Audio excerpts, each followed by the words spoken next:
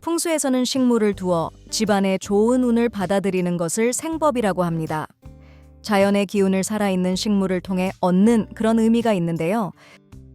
집안에 들이는 식물은 크기가 너무 과하지 않는 것이 좋습니다. 뾰족한 잎은 최대한 피해야 하는데요. 잎이 둥글고 직접적으로 햇볕을 쐬지 않아도 되는 관엽식물이 좋습니다. 그리고 고층 아파트에 사는 분들일수록 집안에 관엽식물을 두면 좋은데요. 식물 배치로 자연의 흐름을 얻을 수 있습니다. 특히 발코니에 식물을 두면 커다란 통창을 통해 강한 양기가 들어오는 것을 조절할 수 있습니다. 그래서 발코니에 관엽식물이나 꽃을 두면 좋습니다. 그럼 공간별로 식물을 두는 방법에 대해서 이야기 드리겠습니다. 식물을 집에 두면 가장 좋은 영향을 받게 되는 공간은 현관입니다. 현관은 집안에 운이 들어오고 나가는 공간인데요. 현관에는 녹색 관엽식물을 두면 좋은 운이 들어오는데 효과적입니다.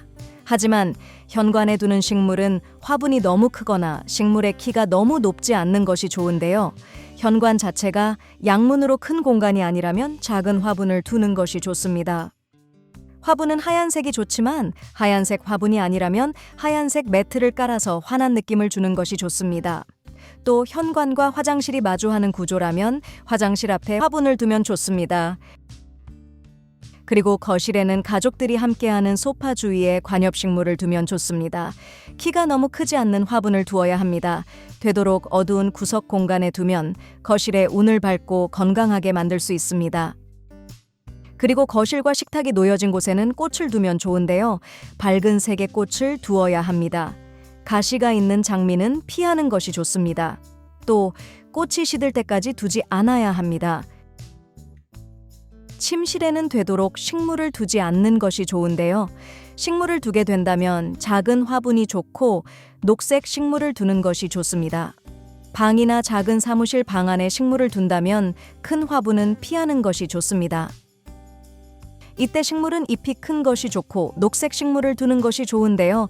사람은 녹색을 보면 마음을 차분하게 가라앉힐 수 있기 때문입니다.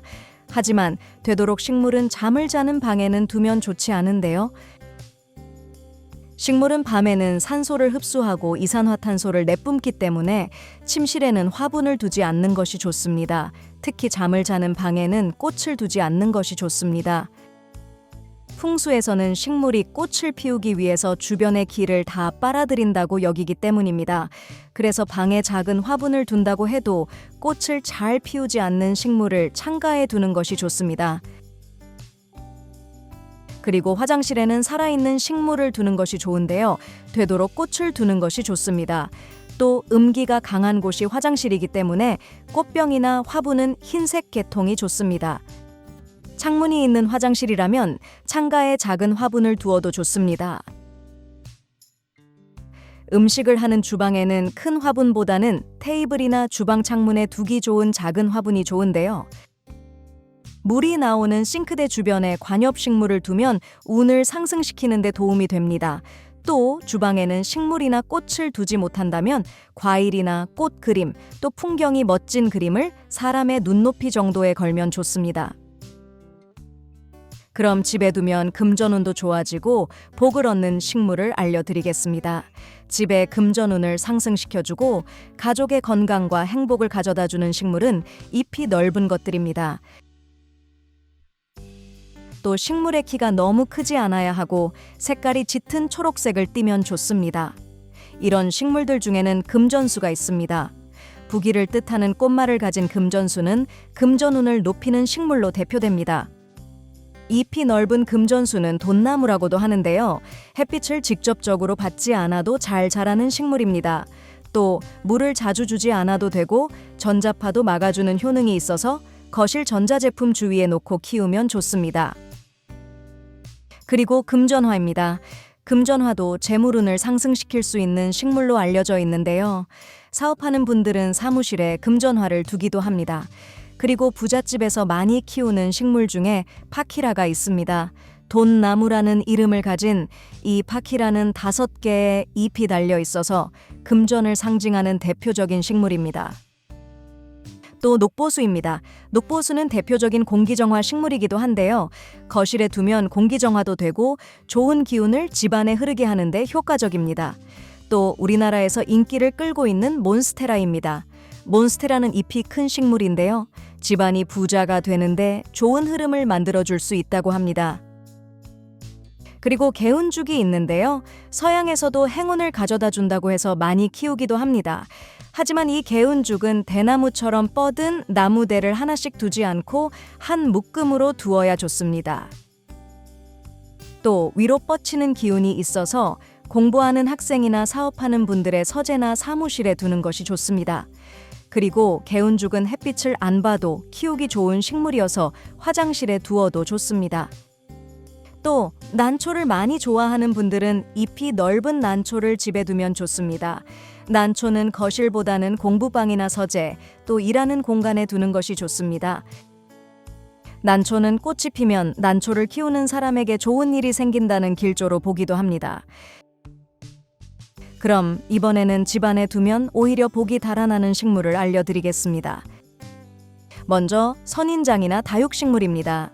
끝이 뾰족한 이런 식물들은 집마당이나 집 밖에서 키우는 것이 좋습니다. 또 장미꽃은 집안에 들이기보다 담벼락에 심거나 마당이 있는 집이라면 정원에 심는 것이 좋습니다. 대나무도 마찬가지인데요. 대나무는 부의 상징이지만 실내에 들이지 않고 마당이나 집을 둘러싼 곳에서 키우는 것이 좋습니다. 그리고 행운목을 키울 때는 조심을 해야 합니다. 행운목은 대부분 나무가 잘린 상태로 잎이 나 있는데요. 이런 행운목의 상태가 기운을 잘라내는 의미를 담을 수 있습니다. 하지만 행운목은 신경을 많이 안 써도 쉽게 죽지 않는 습성이 있습니다. 그래서 개업하는 곳에 선물로 많이 주기도 하지만 크게 나무가 잘린 행운목은 실내에 두지 않는 것이 좋습니다. 또 넝쿨 식물이나 위에서 아래로 늘어지는 식물은 두지 않는 것이 좋습니다. 생명력이 거꾸로 흐르는 기운이 좋은 운의 흐름을 방해하기 때문입니다. 특히 스킨답서스처럼 지지대를 세워서 벽을 타고 올라가면서 성장하는 덩쿨 식물은 집안에 두지 않아야 합니다.